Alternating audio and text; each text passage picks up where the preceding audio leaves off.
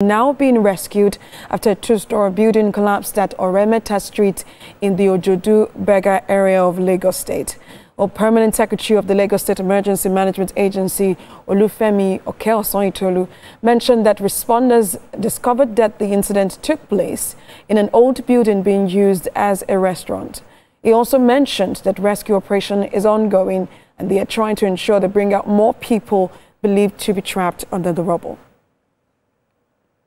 We are informed that a two-story building collapsed.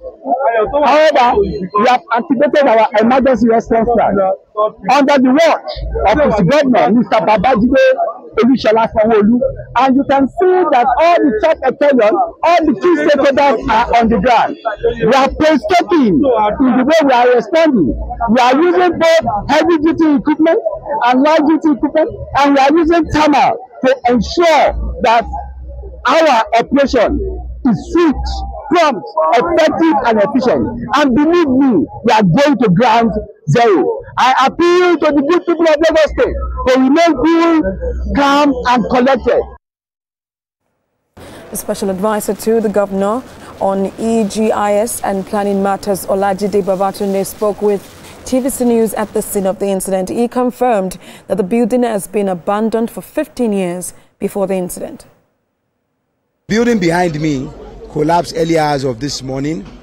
The building has been abandoned for over 15 years. It may have been under construction for 5 years even before that. So it's not a regular collapse. The building is under construction.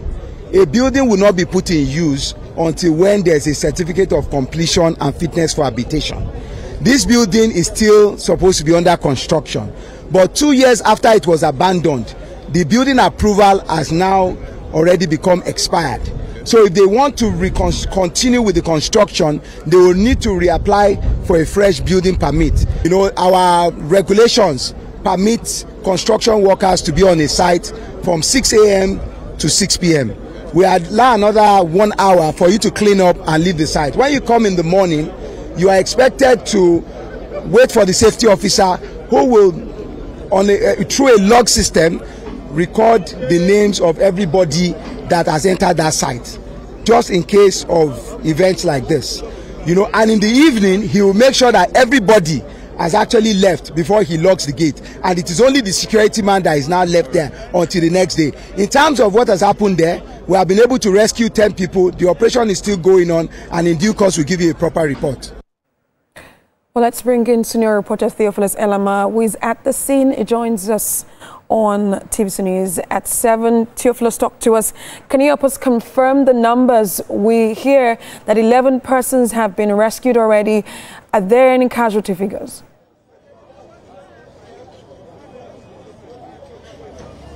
Well, so far so good, Sarah. We've not recorded casualties, but 11 people have been rescued. One was just rescued minutes before we came on air, and of course we sent that video. So that brings to the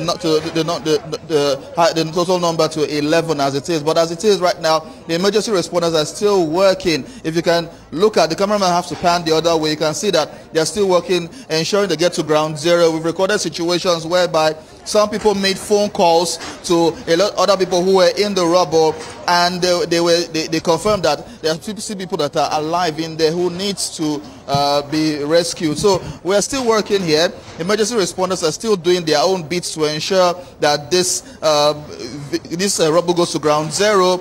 And of course, many more people are rescued. Of course, an eyewitness has been here since morning trying to help in the rescue situation. Looking at the situation now, you've been there since. What's the situation? What's your take on all of this? Yeah, the truth about it is that rescue operation has been going on, and it has been successful in a way, because as you can see, as the excavator is working, you can see the road safety, the public works corporation. They are using all their tools. I can tell you Lagos is having the best hand they have here, and the rescue operation is successful. It's just an infrastructure defect. Definitely, when it happens like this, solution is what we're looking at. So the rescue team is trying to make sure they are able to put out the rubble to ground zero, so that we can see if there's anything, any life that is being trapped there. And so far, you can see people being brought out alive. So I can tell you, we'll be here throughout the night to ensure everything is being normalized. You can see the law enforcement agencies are on ground, and we have the rescue team on ground. All right. Thank you very much. You're welcome. So, Sarah, I must say as well, the emergency responders are working meticulously to ensure that people are rescued here. They got to a point where, before they got that person out of the rubble, they got to a point where they felt they were close to the person, and they stopped and started digging with other equipment. But when they realized that they were still a bit far from the person, they now continued with the excavators. But as it is right now, from what we have seen so far, they are doing a yeoman's job and are doing a good job at ensuring that they rescue quite a number of people here. So far, so good. 11 has been rescued alive, and so we're expecting that some more will be rescued here. Sarah?